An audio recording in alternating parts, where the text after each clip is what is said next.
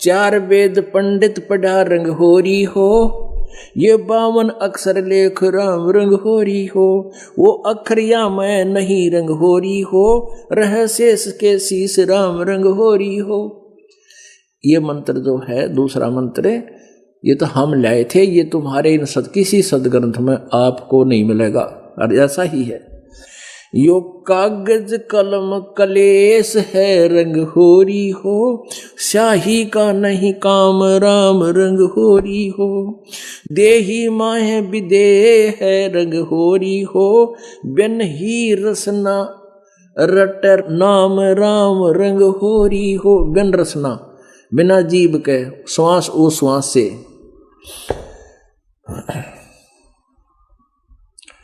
जैसे कबीर परमेश्वर जी कहते हैं, श्वास उस श्वास में ये सतनाम जपो, व्यर्था श्वास मत को, श्वास उस श्वास में।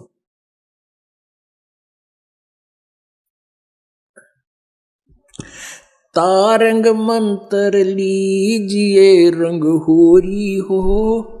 तारंग मंत्र यानी जो पार करने वाला मंत्र है वो लीजिए। कौन सा है वो स्पष्ट भी करते हैं। तारंग मंत्र लीजिए रंग होरी हो, ओहम ओम सोहम नाद राम रंग होरी हो। सुकृत नाम उचार है रंग होरी हो, लीला अगम अगाध राम रंग होरी हो। अब इनसे आगे और बता दिया कि सोहम ऊपर और है, सत सुकृत एक नाम, वो सार नाम है। सोहम शब्द हम जग में लाए, सार शब्द हम गुप्त छुपाए। ओम सोहम मध्य है रंग होरी हो, वो सूक्ष्म मंत्र पावे राम रंग होरी हो। अब उसके बाद फिर एक सार नाम है इन दोनों के बाद। और इन राधा स्वामी वाला ने दोया गाना बेरा इनका आगे पाओगे पर ब्रह्म पार ब्रह्म हमरा पाओगे, भूत बन जाए जब यमलोक में पाओगे इन। ये दोनों मंत्र है। और तीसरे के तो आसपास भी नहीं कोई इस दास के अतिरिक्त, सार नाम के अतिरिक्त। सार नाम तो किसी के पास पृथ्वी पर किसी को ज्ञान भी नहीं। ये तो दो तो मालिक ने क्लियर इसलिए करने पड़े कि भ्रमित ना हो जाए लोग, समझ जाता कि संकेत भी समझ जाए, लेकिन इसकी विधि नहीं लिखी और आज जो अधिकारी नहीं देगा इसका लाभ कुछ नहीं। ओम सोहम मद है रंग होरी हो, सूक्ष्म मंत्र छाक राम रंग होरी हो। या मंत्र से पार होवे रंग होरी हो, और मंत्र कोटों लाख राम रंग होरी हो। कहते हैं भ्रमित करने वाले करोड़ों लाखों मंत्र हैं, नाम हैं, लेकिन इस नाम से जो हम बता रहे इससे पार होगा। या मंत्र से पार होवे रंग होरी हो, और मंत्र करोड़ों लाख राम रंग होरी हो। ओम आनंदी लहर है रंग होरी हो, सोहम मुक्ता चंद राम रंग होरी हो। ओम आनंदी लहर है रंग होरी हो, सोहम मुक्ता चंद राम रंग होरी हो। ओम सोहम सार है रंग होरी हो, कोटि कला रविचंद राम रम रंग होरी हो। कहते ये मंत्र जो बता रहे हैं दो मंत्र के हैं, ये निचोड़ है इस भक्ति का। और वो तीसरा मंत्र वो अलग है, सारनाम वो अलग से दिया बता यह सेंटेंस अनुसार कहा कि ये निज मंत्र है ये जो आपको बता रहे हैं। ओहम सोहम सार है रंग होरी हो, कोट कला रविचंद राम रंग होरी हो। इस सतनाम की कितनी वैल्यू बताई है। ओम सोहम पालड़े रंग होरी हो, 14 भवन चढ़ावे राम रंग होरी हो। 3 लोक पास्यंग धर रंग होरी हो, तो ना तुले तुलाया राम रंग होरी हो। ओए होए। अब गरीबदास जी कहते हम तो भाई या होली खेलना राम के रंग की, हम वो मंत्र जाप करते हैं।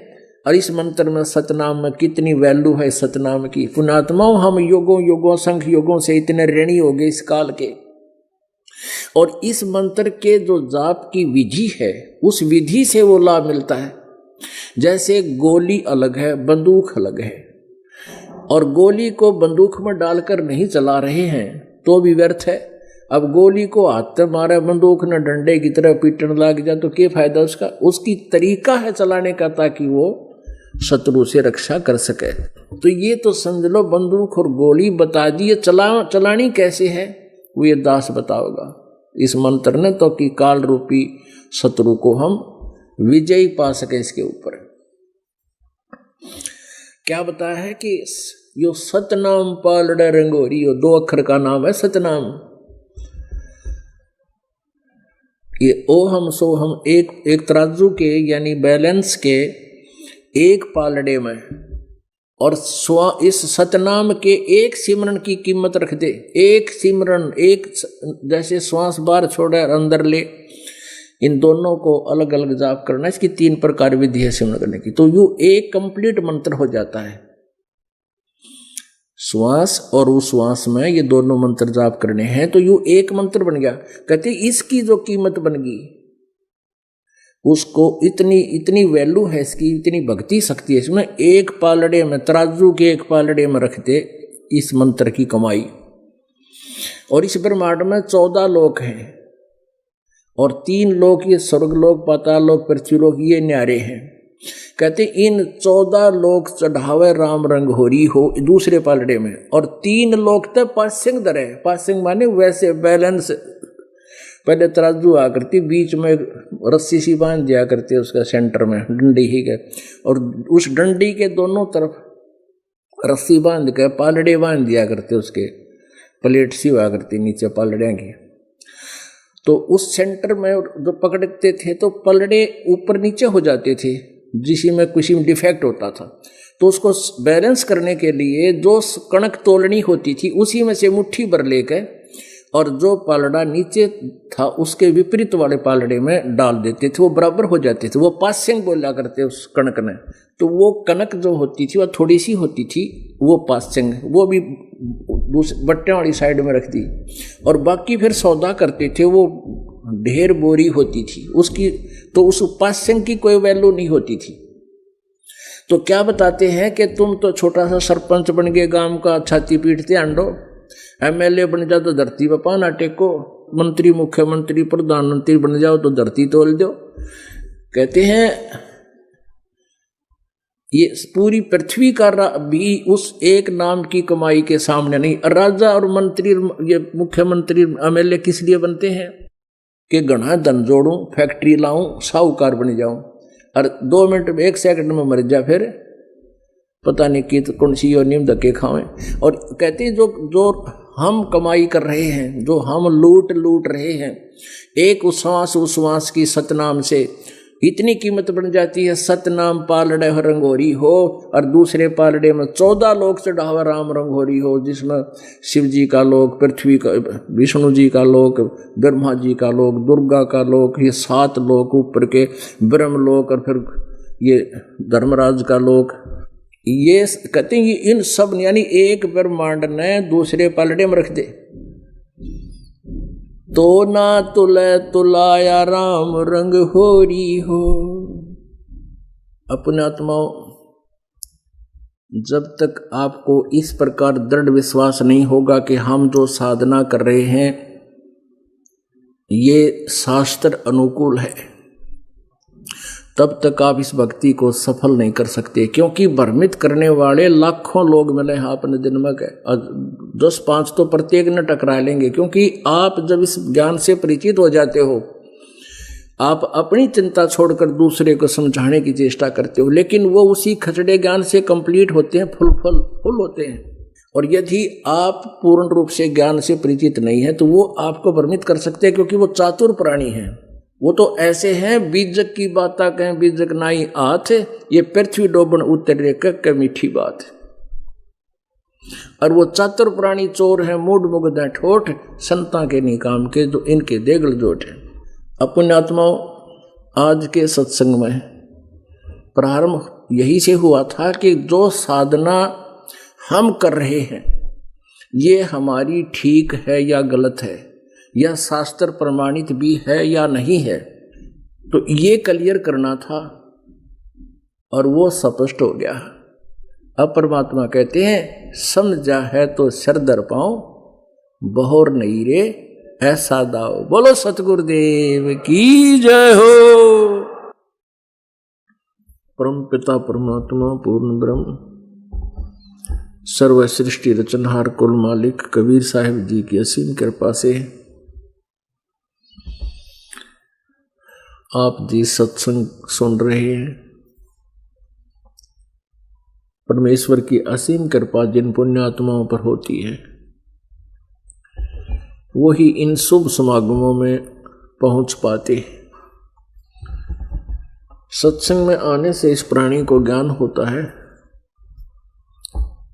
कि कौन है ये, कहां से आया है, इसका यहाँ जीवन का उद्देश्य क्या है।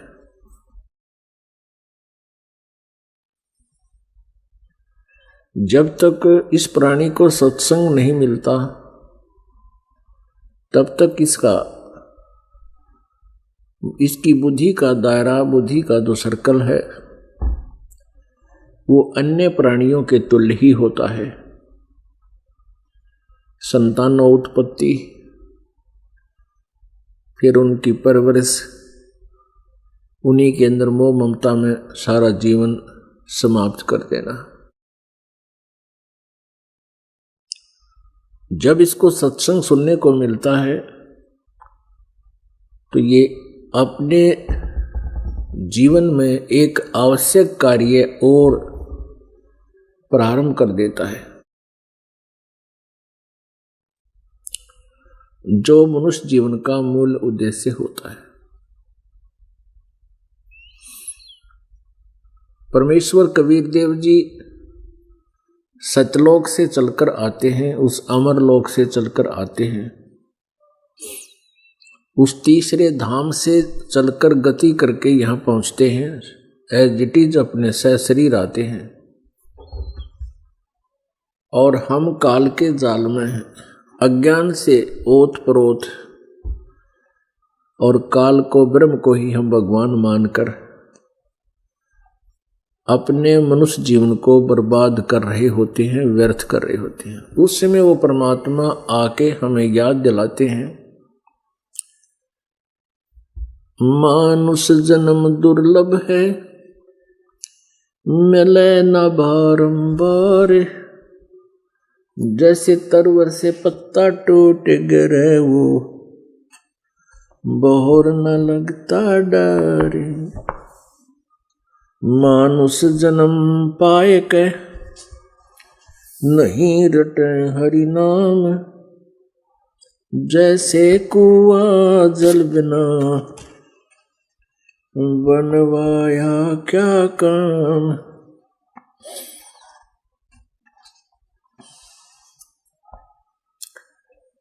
कबीर 5 पैर धंधे गया और 3 पैर रया सोए, एक पैर हरि नहीं भजो मुक्ति कहाँ से होए। 8 पैर होते हैं एक दिन रात के अंदर, 24 घंटे। एक पैर 3 घंटे का होता है। तो परमात्मा बताते हैं कि 5 पहर धंधे गया, यानी 15 घंटे तो धंधे में खोता है ये प्राणी, और 3 पैर गया 9 घंटे सोने में बर्बाद कर देता है। और फिर कहते हैं एक पैर हरि ना भजो,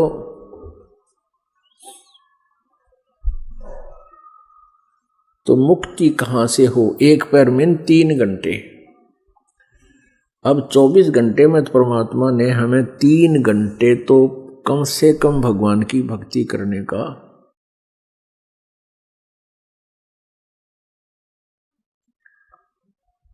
धूमधाम में दिन गया और सोचत होगी सांझ, एक घड़ी हरि ना भजा तेरी जननी जन भई बांझो। रात गवाई सोए कर, दिवस गवाया खाए। हीरा जन्म अनमोल है, ये कौड़ी बदले जाए। आज काल के 5 दिन तेरा जंगल होगा बासे।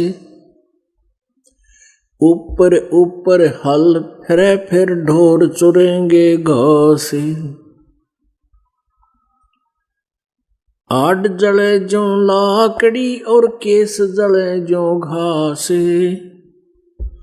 सब जग जलता देख कर भया कबीर उदास। मरोगे मर जाओगे, कोई न लेगा नाम। उजड़ जा बसाओगे, ये छाड़ बस्ती गाम। कबीर आड़ जले लकड़ी जले, ये जले जलावन हारे। ये देखण आले भी जले, भाई किस से करूं पुकार। परमात्मा कहते हैं कि जब मृत्यु हो जाती है प्राणी की, शरीर छूट जाता है, देहांत हो जाता है, तो उसको अंतिम संस्कार करते हैं, तो सभा करते हैं, जलाते हैं लकड़ियों में। तो परमात्मा कहते हैं वो आड़ जले उस मुर्दे के, और लकड़ी जले। और एक दिन जो जलाने गए थे, उनको अंतिम संस्कार करने गए हैं, वह भी जलेंगे उड़े उसी में, उसमें वो भी जलेंगे। कबीर साहब कहते हैं हाड़ जले लकड़ी जले, और जले जलाने हार, और देखण आले भी जले। अब किसते करूं पुकार, जो इस दुख से हमें बचा दे, जन्म और मृत्यु के दुख से जो ऐसा बचा दे, वो कोई भी ना दिखता। पुण्यात्माओं, परमेश्वर कबीर देव जी ने आकर हम निकम्मी आत्माओं पर एक विशेष उपकार किया है कि उन्होंने हमें इस जन्म मृत्यु के रोग की एक औषधि दे दी। और जो उस औखद को खावे, कहते औखद खावे पत्थर है। पथ्य यानी दवाई, परमात्मा की भक्ति करे और मर्यादा में रहे। पत्थर है यानी परहेज रखे, ताकि मुक्ति होए। तो उस परमेश्वर ने हमें, हमारे ऊपर एक विशेष कृपा की है कि हमें आकर के समझाया है कि तुम यहाँ के रहने वाले नहीं हो, ये तुम्हें 2 शरीर मिला है, ये तुम्हारे साथ एक धोखा है, तुम्हें मूर्ख बना रखा है। अब पुण्यात्माओं, ये हमने कितना अच्छा शरीर दिखा है, सबसे प्रिय शरीर होता है। आदमी रोगी हो जाता है व्यक्ति, तो उसके ट्रीटमेंट के लिए यदि उसने मकान भी बेचना पड़ जा, गाड़ी भी बेचनी पड़ जा, वो भी बेच देता है। ये कितना प्रिय लगता है। और ये है क्या, इसके अंदर देखे जरा सा की तत छुल जा, इसमें देखे सिर्फ ऊपर ऊपर एक कलर कर रखा है, अंदर के इसमें आड़ मांस रक्त और टट्टी पेशाब बलगम थूक, यो सारा कबाड़ इसके अंदर भर के और ऊपर के पेंट कर दिया, चाम लपेट दिया। और जब इसकी मृत्यु हो, शरीर छूट जाता है, इसको फूंक देते हैं, इसका नामो निशान भी नहीं रहता। तो परमात्मा हमें याद दिलाते हैं कि प्रथम तो तू शरीर को अपना मानता है, और दूसरे फिर इस संपत्ति और संतान को। तो परमेश्वर कहते हैं काया तेरी है नहीं, ये माया कहां से हो। चरण कमल में ध्यान रखो, इन दोनों न खो। कबीर झूठे सुख को सुख कहे, ये मान रया मन मोद। सकल चबीना काल का, कुछ मुख में कुछ गोद। बेटा जाया खुशी हुई, बहुत बजाए थाल। ये तो आना जाना लगा हुआ है, जो कीड़ी का नाल।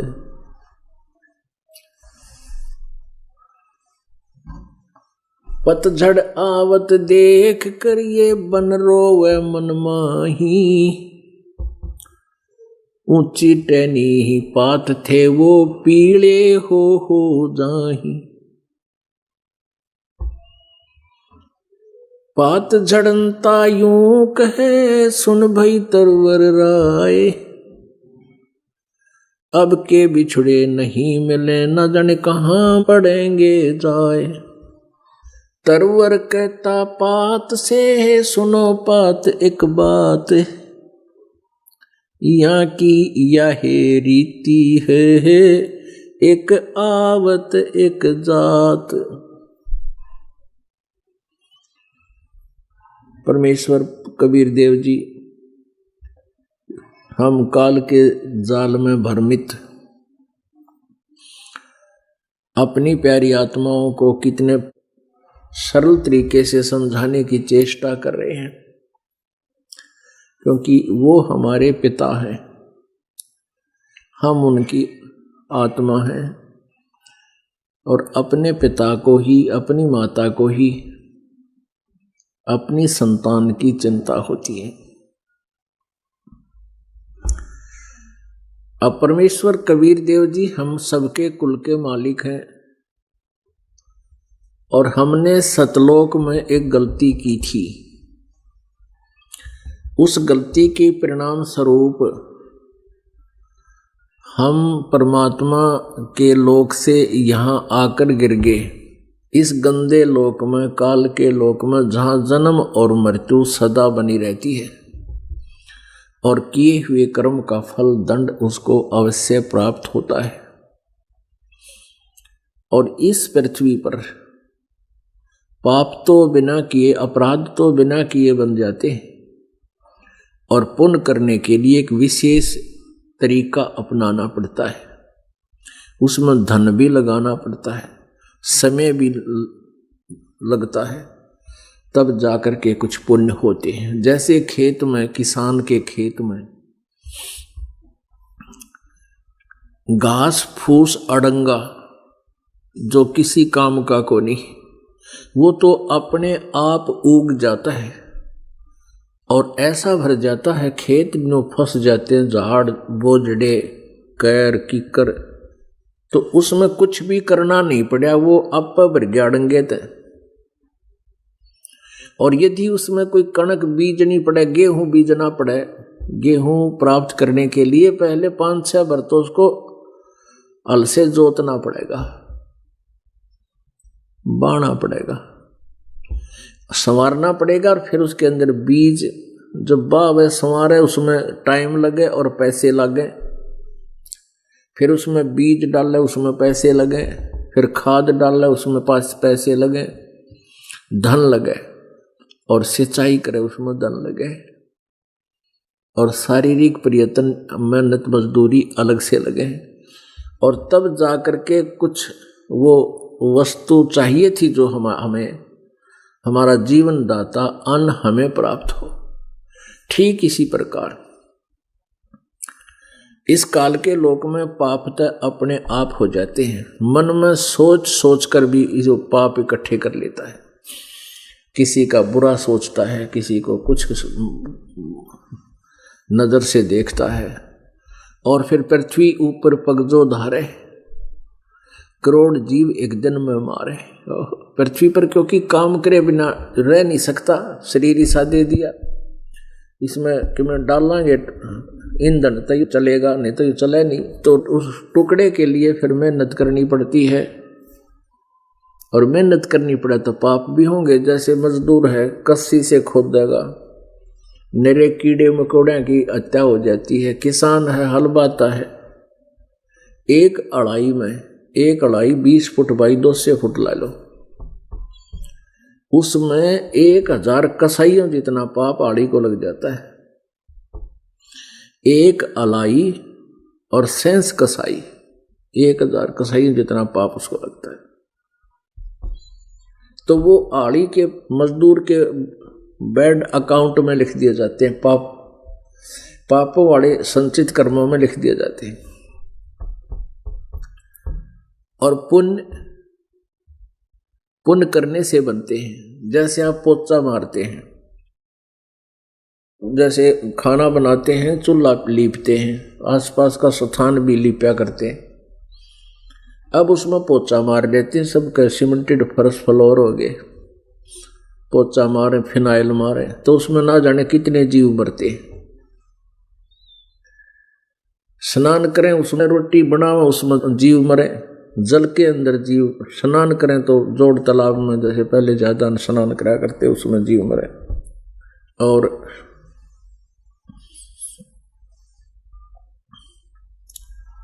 खाना बनाओ, उसमें जीव मरे, खाओ, उसमें जीव मरे, श्वास लिया, उसमें जीव मरे। तो ये पाप तय अपने आप हो रहे हैं, अर्पण करने पड़ेंगे। जैसे आप जी कर रहे हो, समय भी निकालते हो, धन भी व्यय कर रहे हो, और सुमरण भी कर रहे हो, स्मरण भी कर रहे हो, मंत्र जाप भी कर रहे हो। तो इस तरह तो पुण्य बने, और पाप बने बिना बनाए अपने आप इकट्ठे हो जाते हैं। अपनात्मा जब तक हम पूर्ण परमेश्वर पाप नाशक कबीर देव जी की भक्ति साधना परम संपूर्ण संत से लेकर नहीं करते, अन्य जो हम जाप करते हैं, अन्य आन उपासना में जो मंत्र जाप करते हैं या कोई भी करते हैं, साधना करते हैं, उससे पाप नाश नहीं होते। यदि ब्रह्म तक की साधना ओम नाम से भी करते हैं, उससे भी पाप नाश नहीं होते। जैसे कर्म करोगे वैसा ही फल मिलेगा। अर्थात पुण्य अलग से लिखे जाते हैं, पाप अलग से। पुण्यात्माओं, जैसे हम प्रतिदिन कमीज पहनते हैं, कुर्ता पहनते हैं, कपड़े पहनते हैं, तो इनको रोजाना मैल लगता है, स्वाभाविक है, अवश्य मैल लगेगा। और उनको धो ले, साबुन हो, पानी हो, जल हो, साबुन और जल से, योग से उनको स्वच्छ डेली कर ले तो उज्जवल बने रहते हैं। तो हम प्रतिदिन जो काम करते हैं वो काम तो करने ही पड़ेंगे। पोचा भी लगाना पड़ेगा, हल भी चलाना पड़ेगा, मजदूरी भी करनी पड़ेगी, नहाना धोना भी पड़ेगा, खाना भी बनाना और खाना भी पड़ेगा, श्वास भी लेना भी पड़ेगा। तो पाप भी इकट्ठे होंगे। उनका एक विकल्प है, उनका अल्टरनेट है, समाधान भी है कि हम भगवान पूर्ण परमात्मा की, सत्य पुरुष की साधना करें, पूर्ण संत से उपदेश प्राप्त करके। उससे क्या होगा कि डेली होने वाले पाप, कहते इच्छा कर मारे नहीं बिन इच्छा मर जा,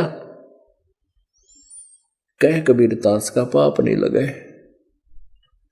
अब जैसे हम अपना मजदूरी करने गए हैं तो हमारी इच्छा वहां जीवन सा करनी नहीं है, अपने पेट के लिए गुजारा, अपना रोजी रोटी के लिए करना पड़ेगा। ऐसे किसान हल जो बा रहा है उसका उद्देश्य वहां जीव मारना नहीं होता, लेकिन अपने परिवार पोषण के लिए उसने वो करना ही पड़ेगा। ये कर्तव्य कर्म है। तो फिर हमने क्या करना चाहिए कि साथ में भक्ति करते रहेंगे तो ये प्रतिदिन होने वाले हमारे दिनचर्या के अंदर जो पाप होते हैं वो डेली साफ होते रहेंगे। बात रही प्रारब्ध और संचित कर्मों की, उनका विनाश इन्हीं से होगा। तो इस प्रकार हम जो सत साधना करेंगे उस सत साधना से हमें इसका समाधान मिलेगा। तो पुण्यात्माओं, परमात्मा क्या बताते हैं, भाई पतझड़ आवत देख कर बन रोवे मन माही, ऊंची टहनी पात थे अब पीले हो जाही।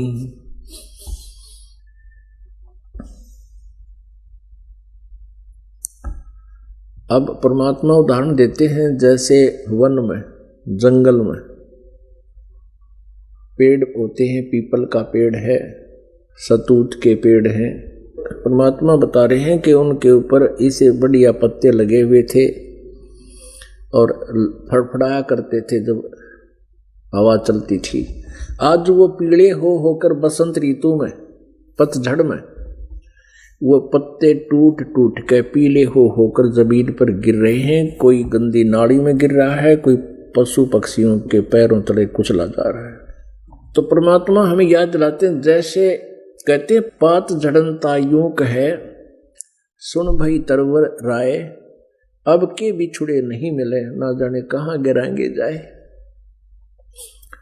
जैसे कोई परिवार का सदस्य और उसको ये पता लग जाए कि तेरी मृत्यु निश्चित है, तेरा रोग ला इलाज हो गया है,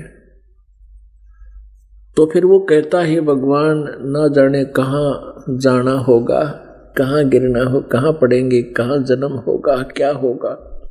और फिर उसकी सांत्वना दिलाने के लिए बहुत से समझदार व्यक्ति उसके पास बैठ जाते हैं। वो कहते हैं भाई मृत्यु तो सब की होगी, एक दिन सब नहीं मरना है, कोई 2 दिन पहले मर जाए, कोई 2 दिन पीछे, तू चिंता छोड़ और अपना मालिक की रजा में राजी रहे। तो इसी प्रकार परमात्मा समझा रहे हैं, जैसे पात झड़ता हुआ, पत्ता झड़ता हुआ ऊपर से गिरता हुआ टूट कर जब गिरता है, वो कह रहा है कि हे तरवर राय, हे वृक्ष साहब, अब ना जाने कहाँ गिरूंगा जाए। अब वो तरवर उसको समझा रहा है, सांत्वना दे रहा है। तरवर कहता पात से, सुनो पात एक बात, यहाँ की यह रीति है, एक आवत एक जात। ओह, जैसे पतझड़ में पहले वाले पत्ते सभी पीले होकर के वृक्ष से झड़ जाते हैं, नीचे गिर जाते हैं और तुरंत ही कोपल फूट आती है और नए पत्ते हफ्ते 10 दिन 15 दिन महीने में पूरे हो जाते हैं और फिर वो 1 वर्ष वो फड़फड़ कर लेंगे और फिर उनकी वही दशा होगी। अब जैसे दादाजी की टिकट कटन हो रही है और पोते पोती छोटे छोटे और फल फूल रहे हैं, और दादाजी भी कभी ऐसे ही बालक थे जैसे आज पोता पोती हैं, इसी प्रकार उन पोता पोती की भी दशा होगी। तो परमात्मा समझाना चाहते हैं कि तरवर कहता पात से, सुनो पात एक बात, और यहाँ की यह रीति है, एक आवे एक जात। अपने आत्मा यहाँ तो जन्म और मृत्यु का एक अटल सिद्धांत है।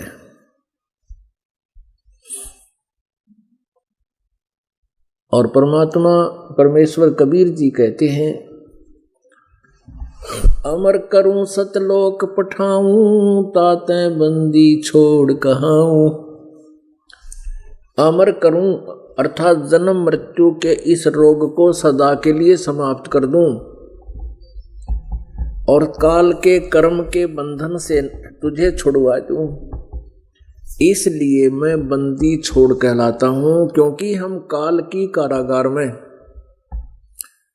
ये पृथ्वी एक जेल है, 21 ब्रह्मांड जेल है, हम इस पृथ्वी रूपी जेल में बंद रोक रखे हैं और इसमें हम कर्मों अनुसार इस काल ने अपना विधान बना के कि जैसे कर्म करेगा वैसा ही फल मिलेगा। तो कर्म बंधन के अंदर बांध के हमें यहाँ पर रोक रखा है।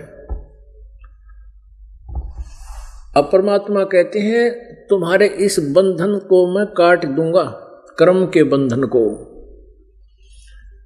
इसलिए बंदी छोड़ के लाता हूं। बंदी माने कैदियों को छुड़ाने वाला, बंदी छोड़, काल से छुड़वाऊंगा और सतलोक में अमर पटा दूंगा, सदा के लिए तुम्हें मुक्त कर दूंगा। जहां जाने के बाद आप जी का जन्म और मृत्यु कभी नहीं होगा।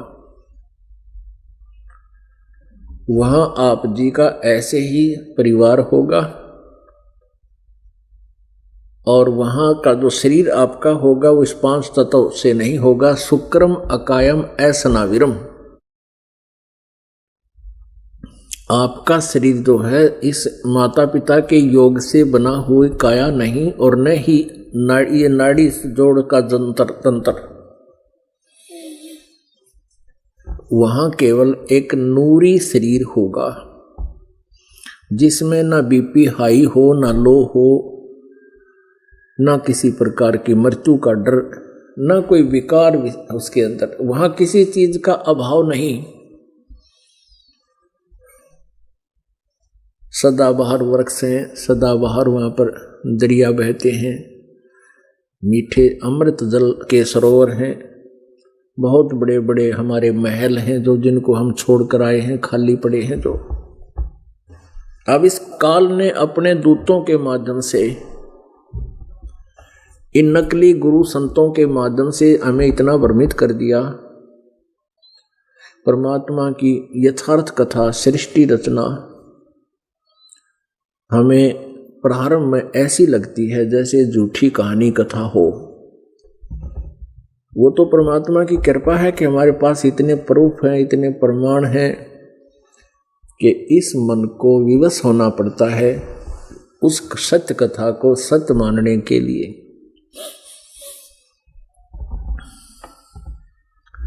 तो पुण्यात्माओं, ये जो कथाएं बताई जाती हैं कि वहाँ सतलोक के अंदर मनुष्य हैं, मानव सदृश शरीर हमारा है, हम भी मनुष्य ऐसे ही हैं, परमात्मा भी हमारे सदृश है, हमरे ही उनिहार है, हमारा सृजनहार। गरीबदास जी बताते हैं कि हमारा सृजनहार हमरी उनिहार है। उनिहार माने हमारे स्वरूप जैसा है, लेकिन परमात्मा के शरीर की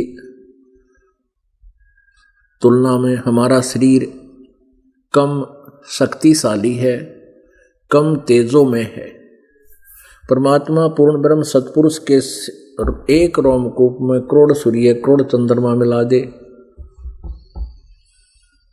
और वो भी फीकी रहे, इतना तेज है उस परमात्मा के बॉडी का, शरीर का। और वहां जाकर के हमें जो शरीर मिलेगा वहां पर 16 सूर्य जैसा जितना प्रकाश होगा हमारा, इतनी रोशनी होगी, और उसमें हमारी कभी जन्म मृत्यु नहीं होगी। तो पुण्यात्माओं, ये तो एक डेफिनेट है कि यहां से तो हमने जाना पड़ेगा। चाहे हम आज कुछ भी सोच रहे हो कि आज नहीं मरेंगे, अभी नहीं मरेंगे, कदे तो मरेंगे। एक दिन तो वो आवेगा जिस दिन हमने जाना पड़ेगा, और उस जाने वाले दिन से पहले हमने क्या तैयारी करनी है उसको वो सत्संग में बताई जाती है। जैसे आज सुबह के सत्संग में आपको बताया था कि गीता ज्ञानदाता कहता है कि ये 8वें अध्याय के 5 और 7 श्लोक में कि यदि तू अंत समय में भी मेरे ही भाव में भावित रहेगा, मेरी ही साधना करता रहेगा, मेरे ही ज्ञान से तू जुड़ा रहेगा, तो मुझे ही प्राप्त होगा। और ये नियम है कि अंत समय में जिसकी जहां आशा होगी वो वहीं जागा। तो परमात्मा हमें फिर बताया कि जो उस सच्चिदानंद घन ब्रह्म परम अक्षर ब्रह्म की साधना करते हैं, पर तत्वदर्शी संत से उपदेश प्राप्त करके वो उसके पास चले जाते हैं। अपनात्मा, हमने अपने जीवन की एक रिहर्सल करनी है, और जैसे हम पूरे जीवन में, सारे जीवन में जैसा भी हम भाव बनावाएंगे अंत में वैसा ही रहेगा। और जैसे हम भक्ति ना करके किसी और संसारिक में धंधे में रहेंगे, लगे रहेंगे, इन्हीं में जोड़ जुगाड़ में मरेंगे तो इन्हीं में आस्था रह जाएगी। फिर यही जन्म होगा, कोई पशु बनाएंगे कि तो पक्षी बन जाएंगे। तो इन पावर पॉइंटों से हमने बचना है। अब अंत में जिसकी आस्था, जैसे कोई विष्णु जी की साधना करता है तो अंत में उसी में आस्था रहेगी उसकी, और विष्णु के लोक में चला भी गया तो फिर वापस आएगा, जन्म मृत्यु सदा बनी रहेगी। जैसे परमात्मा बताते हैं कि इंद्र कुबेर ईश की पदवी ब्रह्मा वरुण धर्मराया, और विष्णु नाथ के पुरकू जाके तो फिर भी उल्टा आया। तो इस ज्ञान से आपके हृदय में एक ऐसी छाप जम जाएगी, ऐसी छाप हो जाएगी कि आप जी तन मन धन से उस परमात्मा पाने और सतलोक जाने की एक प्रबल इच्छा बनाओगे। और जो संसारिक व्यक्ति हैं उनकी आस्था सारा जीवन इस संसारिक संपत्ति धंधे में रहती है, तो अंत समय में उनका वही बात याद आवेगी। एक वृद्ध मृत्यु को प्राप्त हो रहा था। अब जो भक्तिहीन प्राणी होते हैं उनकी मरते समय घनी दुर्गति होती है। यम के दूत आते हैं और जब उसके श्वास गिनती के रह जाते हैं उससे पहले ही वहां डेरा ला लेते हैं सूक्ष्म रूप में, वो अन्य को नहीं दिखते और उसकी जुबान को पैरालाइसिस कर देते हैं। फिर उसके श्वासों की गिनती करते हैं कितने शेष रह रहे हैं, वह बैठे रहते हैं। उसकी जुबान बंद हो जाती है, फिर वो ऐसी बूंदी बूंदी शकल के उसको दिखाई देते हैं। वो डरता इस शरीर को त्यागता है, वैसे नहीं त्याग सकते इस शरीर को जल्दी से। अपन आत्मा को किराए के मकान में रहता हो ना, और मकान मालिक ने के भाई खाली कर दे इसने, वो उसने खाली कर राजी को ना, उसके अंदर वो ऐसा रम गया, उसको भी बस मन मार के खाली कराया करे। और इस शरीर में हम रहा 100 साल 60 70 80 वर्ष, इसको ऐसे खाली कर देंगे, इसको तो हम अपना मान रहे, जबकि ये भी किराए का है। जितने समय की पूंजी जमा करा का है उतना ही दिया हुआ इसमें, लेकिन हम बेईमान है, छोड़ना नहीं चाहते, फिर कब्जा करने की नीयत रहती है। तो यम के दूत उसको दिखा के ऐसी भयंकर और उसका सीधे बाले ठोक के फिर डरता भागता छोड़ के इसको, और डरते की टट्टी और पेशाब निकल जाता है। एक तो मृत्यु ऐसे होती है भक्तिहीन प्राणी की। कबीर साहब कहते हैं आए हैं सो जाएंगे। कई कहते हैं क्या तुम भक्ति कर रहे हो तुम नहीं मरोगे, हम भी मरांगे, शरीर हमने भी छोड़ना होगा लेकिन हम फिर नहीं मरांगे कभी।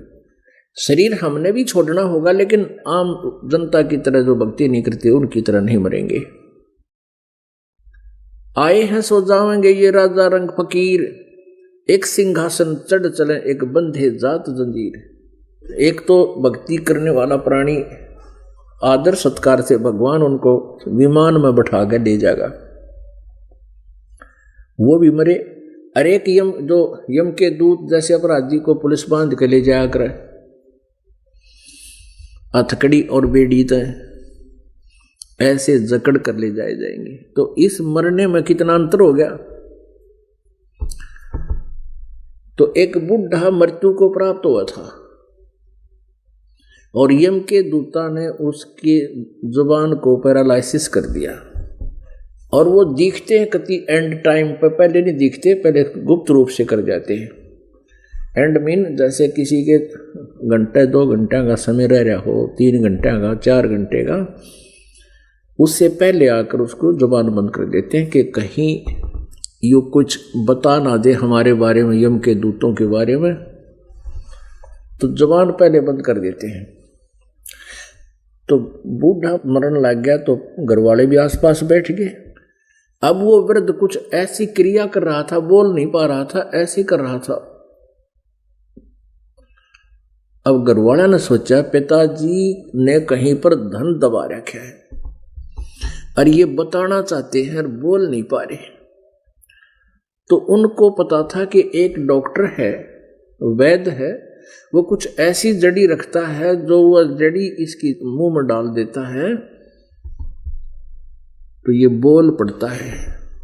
उस डॉक्टर के पास गए दौड़ के दूसरे गांव में, उसको लाए घोड़े पे बैठा के। उसने कहा भी 500 रुपये लूंगा, 500 रुपये, पहले 500 रुपये। जैसे भी 500 या 400 200 जैसे ठीक उन्होंने सोचा, वो दे दी उसकी फीस। वो डॉक्टर ने उसके मुख में वह दवाई औषधि डाल दी। औषधि डालते वो बच्चे बोले पिताजी जल्दी बताओ कहाँ धन दाब रखा है। और बूढ़ा बोला अरे तुम कित मर गए थे, यू देख गाय का बच्चा झाड़ू खा गया, नाश कर दिया 2.5 आने की झाड़ू का। अन्यों कह के बूढ़ा मर गया, वो शरीर छूट गया। अब वो बालक मारे माथे का हाथ, पिताजी या 2.5 आने की झाड़ू हमने पंसे में पड़ गई, 2.5 आने की झाड़ू में 500 रुपये लग गए हमारे। तो अब अंत समय में जिसकी जहां आस था, बुढ़े की खास बीमारी हुई, देखा करे, देख बाल्टी कहाँ रखी है, लोटा यहाँ दरिया करे, देख फलानी चीज हो गया, फलाना यूं हो गया। क्योंकि राम नाम का उसने बेरा को ना और काम का पता नहीं, तो घर क्या गए सर में दर्द रखा करे बूढ़ा। तो इसीलिए पहले क्या बताया करते थे कि भाई 25 साल तक ब्रह्मचारी, 25 से 50 गृहस्थ जीवन और 50 से 75 बूढ़ा घर छोड़ जाए तो बढ़िया रहे। क्योंकि बच्चों ने जो भी मिलना है उनके संस्कार मिलेंगे। और चाहे पिताजी कितनी कोशिश कर ले, उनको किस्मत से अधिक नहीं मिल सकता जब तक वो परमेश्वर कबीर जी की शरण में नहीं आएंगे। और परमात्मा के विधान से हम परिचित ना होकर के एक दूसरे के सिर में दर्द बने रहे। और सत्संग में आने से फिर यह बात समझ में आती है, यदि ये सत्संग समझ में आ जाए फिर घर न रहो चाहे बाहर रहो, फिर कोई दिक्कत नहीं आएगी। बड़े बुजुर्ग का थोड़ा फर्ज तो बनता है बच्चों को अच्छी राय दे, अपना अनुभव बतावे, मानना या ना मानना उनको कंपेल नहीं करे। वो कंपेल करे ना जब लड़ाई बढ़े है तो उनको कह दे भाई जो ऐसा कर लो बेटा, ऐसा कर लो। और उन बच्चा ने भी अगर अच्छा लगे तो पिता की आज्ञा का पालन अवश्य करना चाहिए। क्योंकि पहले पुराने समय में तो जैसे कोई किसान है तो उसके बेटा पोते सारे किसान का ही काम किया करते, तो उसमें तो उस बुजुर्ग का अनुभव बहुत कामयाब रहा करता था और सारे मान्या करते थे। और अब कितना परिवर्तन हो गया, हम 60 साल के हो गए और 60 साल पहले हमने कैसे जीवन निर्वाह किया और आज और अब वर्तमान के पोते बेटे क्या कैसे किस प्रकार उनका जीवन शैली होगी। अब हम उस अपने पिछले घसे पेटे अनुभव ने इनका अड़ावा ये क्यों मानेंगे। तो ऐसे ये हमारे अपने परिवार में एक समस्या पैदा होती है। तो ज्ञान से सत्संग से यह समस्या हल होती है। एक माई एक बुढ़िया घनी कलियारी थी और अपनी पुत्र बधू के नाक में दम रखा करती, छोटी छोटी बातों पे आप लड़ती, फिर उसका लड़का आ जाता उस पर पिटवाती, उसने फिर कहती देख इसी है ऐसे है फलान है, फिर वो झगड़ा करता। एक दिन परमात्मा की रजा हुई, उसको कोई सत्संग में जाने वाली एक बूढ़िया उसके घर चली गई और उसने देखी उनकी कलह, वो कलह देखी, उसने सोची या बुढ़िया यदि सत्संग में जाने लग जा तो इनके घर की कलह मिट सके है। तो उसने उस बुढ़िया से कहा कि बहन ऐसे ऐसे गुरु जी वहाँ सत्संग करते हैं, वहाँ चला करो। अब तो वृद्धावस्था भी होगी, क्योंकि पहले एक फार्मूला बना रखा था, नु क्या करते भक्ति तो बुढ़ापे में कराएंगे, बुढ़ापे में तो जिए जाने का जिसी भक्ति करोगे, कदे दांत काम करे नहीं, आँख काम करे नहीं, कदे दांत दर्द करेंगे कढ़वाने की तो फिर नए चढ़वाने, आँख बनवानी, गोडे दुखें, सिर में दर्द, चक्कर आवे हैं, सारी शरीर कमजोर हो जा, 100 बीमारियां घर कर जाती हैं, खांसी खर्रा 100 प्रकार की बीमारी हो जाती। फिर भी उसी आधार से, लेकिन भक्ति तो कहते जितना जल्दी जिस उम्र में बच्चा बोलने लग जा, 2, 2.5 वर्ष 3 वर्ष के बालक को उपदेश दिला देना चाहिए। अब ये फार्मूला है परमात्मा। ध्रुव ने 5 वर्ष की आयु में नाम ले लिया था, प्रहलाद ने 10 वर्ष की आयु में ही उपदेश ले लिया था, 10 से भी पहले ही बल्कि। तो इस प्रकार भक्ति करने, तो उस बुढ़िया ने कहा, अपनी उस थ्योरी के आधार से ही उसको समझाने की चेष्टा की। 1-2 दिन तक बुढ़िया मानी को नहीं, फिर कुछ दिन बार बार देकर चर्चा चलाने से तो वो कहने लगी, चल आज देख हूं थारे सत्संग में। अब ये सत्संग के बिना ही प्राणी अपने उसी कुएं का मेंढक बना रहता है, घर से खेत में, घर से अपनी दुकान पर, फिर घर से कोई काम करता है मजदूरी उसमें, या अपनी नौकरी पर जाता है, फिर आता है, सारा दिन उसको लू में जुड़ा रहे और उसी को फाइनल मान रहा होता है। और सत्संग में आने से इसको अलग संसार महसूस होता है।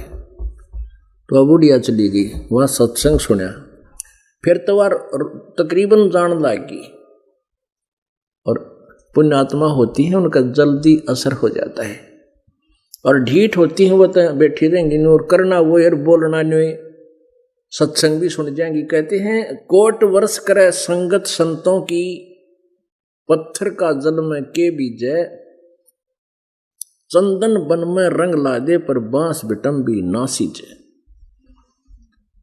अब क्या बता रहे हैं परमात्मा, कि पत्थर को यदि जल में डाल दे और चाहे 100 वर्ष के बाद उसको निकाल कर ऐसे एक दूसरे से बिड़ा दे, नोए आग पटेगी, चिंगारियां निकलेंगी, उस पे उस शीतल पदार्थ का असर नहीं हुआ। जल ने पत्थर को शांत करना चाहिए था, पर पत्थर पर कोई प्रभाव पड़ा नहीं जल का। और इसी प्रकार कहते हैं, एक पेड़, चंदन का पेड़, आसपास के नीम के पेड़ को भी चंदन जैसे गंध युक्त बना देता है, लेकिन बांस, बंबू, बांस के ऊपर चंदन की महक काम नहीं करती। तो परमात्मा क्या बताते हैं, सत्संग के अंदर जो पत्थर जैसे प्राणी हैं उनका असर नहीं हुआ करता, जो बांस जैसे प्राणी हैं उनका इन बातों का प्रभाव नहीं होता सत्संग के वचनों का।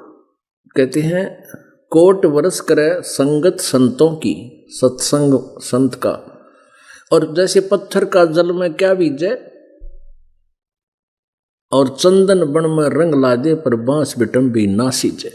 चंदन बन में रंग लगा देता है, आसपास के सभी पेड़ों को अपने अपने जैसी महक युक्त बना देता है, लेकिन बांस बिटम्बी, वो बांस जो है डोंगी बिटम्बी, वो नहीं, उसका असर नहीं हो। तो ऐसे जो पुण्यात्मा होती हैं उनका तो तुरंत असर होता है, चाहे बुढ़ापे में ज्ञान समझ में आ जाओ, चाहे बालकपन में। जो पत्थर और बांस जैसे हैं उनका असर हुआ नहीं करता। तो वो पुण्यात्मा थी, वो ऐसी पुण्यात्मा थी कि उसका घर करगी वह सारी बातें।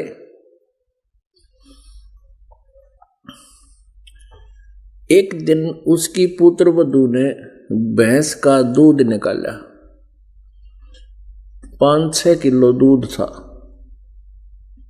और उसको ऊपर कड़ियों में एक कड़ा टांग दिया कर, गज सरिया नीचे तो मोड़ दिया ना, हुक बनाकर उसमें बाल्टी टांग देते थे, कुत्ते बिल्ली ना खराब करें दूध की। अब उसकी पुत्र वधू ने प्रतिदिन की तरह वह बाल्टी दूध निकाला भैंस का, और नो टांगन लागी ऊपर ने हाथ तेन अंदाजे से अभ्यास होता है अंदाजे से टंग्या करे कहीं टंगेगी। उसने उल्टी साइड में लागी बाल्टी का कड़ा, उन्होंने बाल्टी छोड़ दी, अग टंगेगी और वह गद दे ही नीचे पड़गी, सारी फरस पर के दूध फैल गया। अब वह पुत्र बधू उस बुढ़िया की तरफ देखा कि ले भाई आज हो गया कई दिन का काम यो।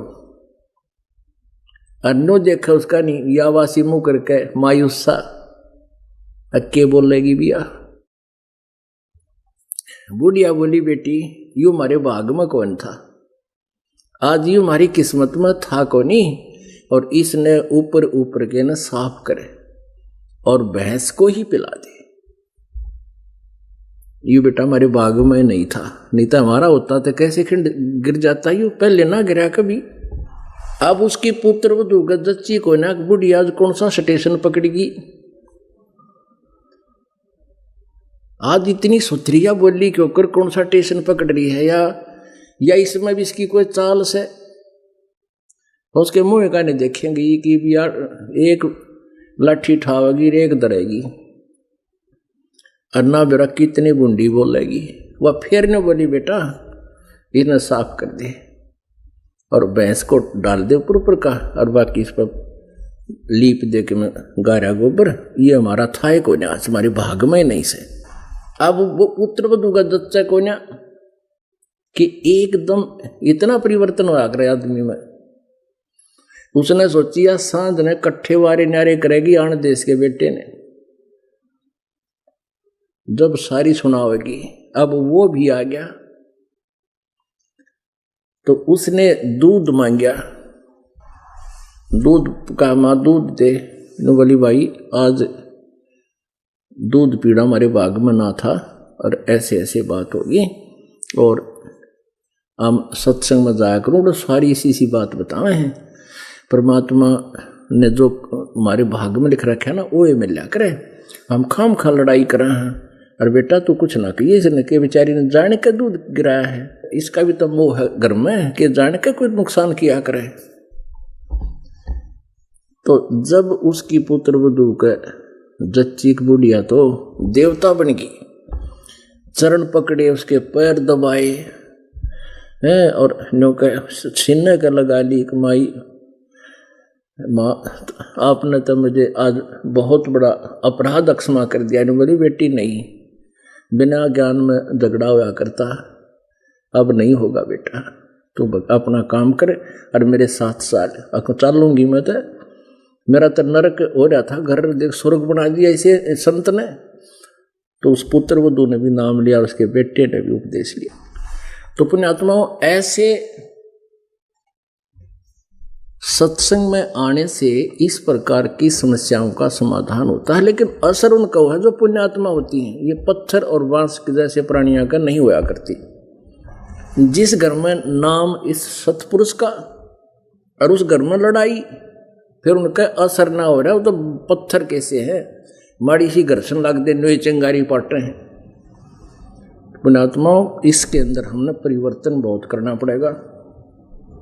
हमारे बोलने और बतलाने में, चलने और उठने और बैठने और निगाह दृष्टि में भी साधुता आनी चाहिए।